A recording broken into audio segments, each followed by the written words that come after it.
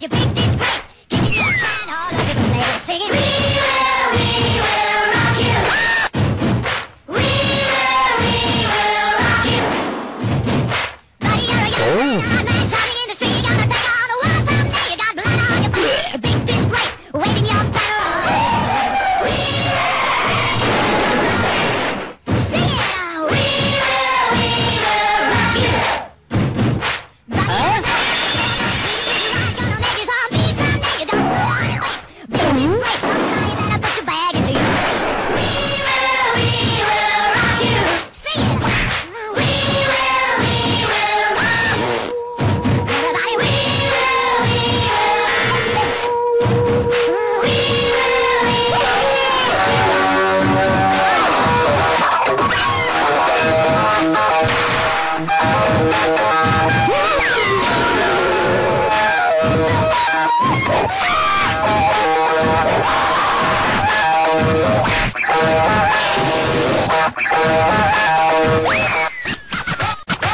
I paid my dues, time after time.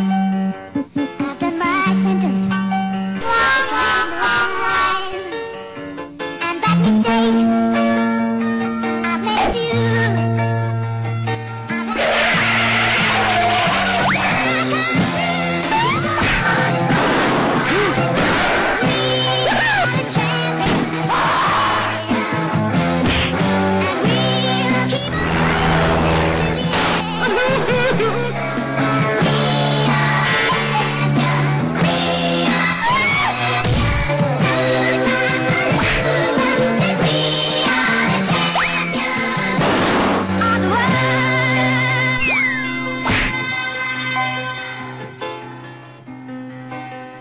I've taken my vows and my curtains.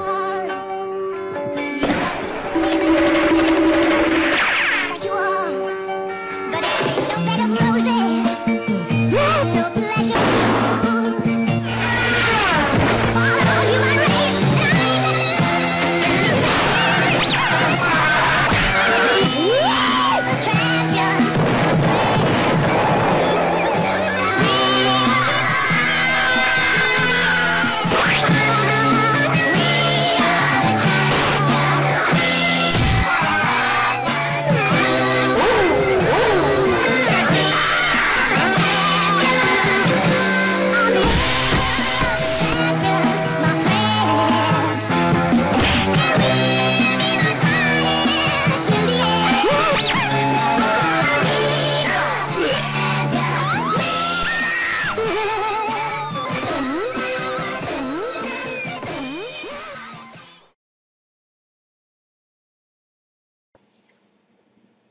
Welcome. In this lesson, we're going to talk about the different types of collisions.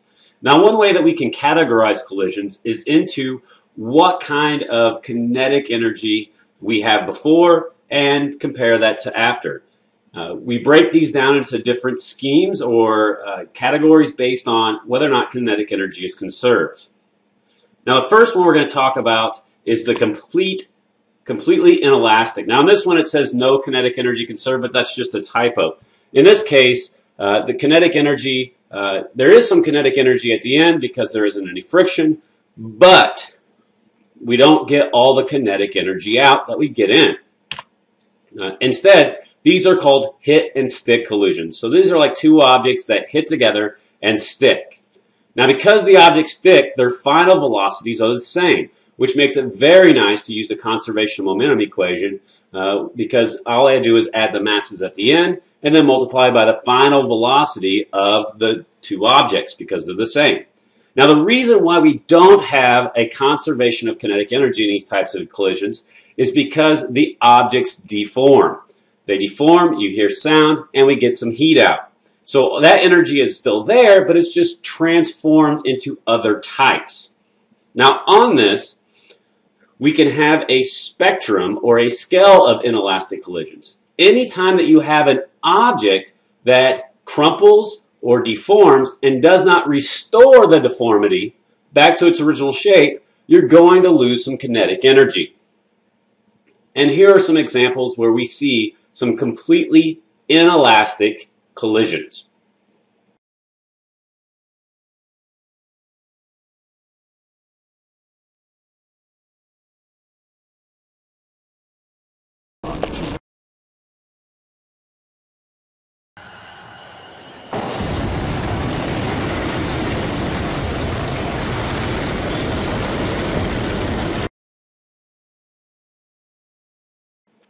Now let's talk about what kind of collisions there are if the kinetic energy is conserved. In other words, the amount of kinetic energy I have at the beginning equals the amount of kinetic energy I have at the end. We call these completely elastic collisions. So they're completely elastic, which means that the objects slam together. If they deform, they reform back into their original shapes and they bounce apart. Now, because these objects don't stick together, their final velocities are different, and so we have to treat them like any other conservation of momentum problem. Now, even though on the completely inelastic, the kinetic energy wasn't conserved, momentum is still conserved, and we also have it still conserved in the completely elastic collisions. Here are some examples of some elastic or completely elastic collisions.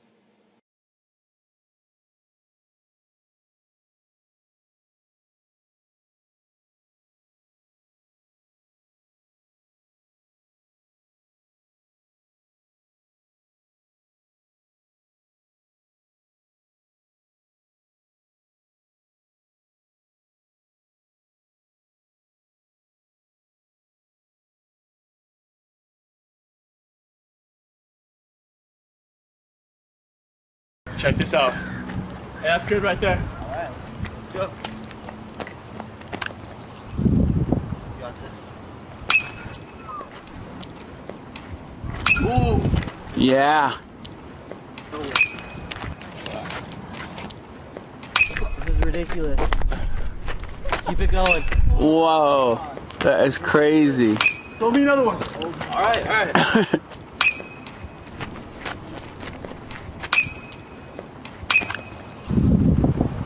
Oh, no way. Oh, man. Keep it up. No way. Oh, no way. Yeah. One more. Yeah. That was crazy.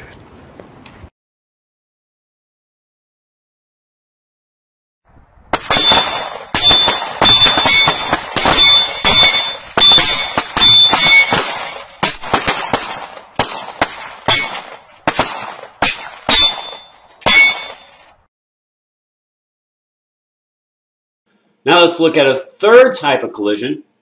And in this type of collision, we get gains in kinetic energy. Now these are called superelastic collisions, which is where we get more kinetic energy out than what we put in. And we see this in explosions, because explosions have zero kinetic energy at the beginning.